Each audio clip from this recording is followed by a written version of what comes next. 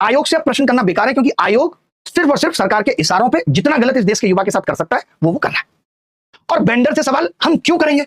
Vendor हमारे लिए कोई औकात नहीं रखता, उसकी अकाउंटेबिलिटी नहीं है, उसे तो हमें उखाड़ के फेंकना है बस। और वो किससे उगड़वाना है? सरकार से।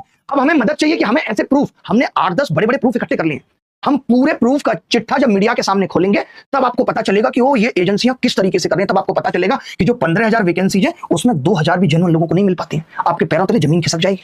आज तभी तो इतनी बेरोजगारी बढ़ गई, और बेरोजगारी का ये आलम है।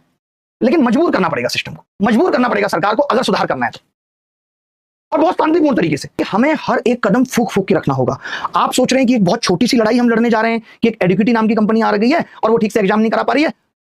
क्या उसके पीछे की कहानी आप सोच भी नहीं सकते। लड़ाई बहुत बड़ी है, लड़ाई कई लाख करोड़ के खिलाफ है। तो जब ये लड़ाई इतनी बड़ी है तो सरकार आसानी से सुनेगी भी नहीं। सरकार हर एक हथकंडा अपनाएगी कि इस आवाज को यहीं दबा दिया जाए।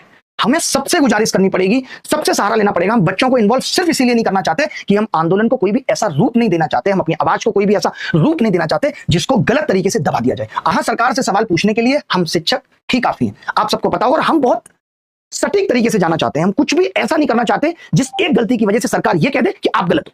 हम बहुत सही तरीके से अपनी आवाज सिस्टम तक पहुंचाना चाहते हैं। हम डायरेक्ट बात करने की भी कोशिश कर रहे हैं कि हमारी डायरेक्ट बातों आप जवाब दें कि क्या होगा। ये प्रूफ भी आज मैं सिर्फ इसीलिए नहीं खोल रहा हूं क्योंकि मेरा एजेंसी से कोई लेना देना नहीं है, लेकिन मुझे जिस दिन ये लगेगा कि ये अब एजेंसी कैसे हट सकती है तो मैं हर एक हथकंडा अपनाऊंगा। सब प्रूफ एक एक सॉलिड चीज है, वीडियो से लेकर के ऑडियो रिकॉर्डिंग सब मैं इकट्ठी करके बैठा हूं।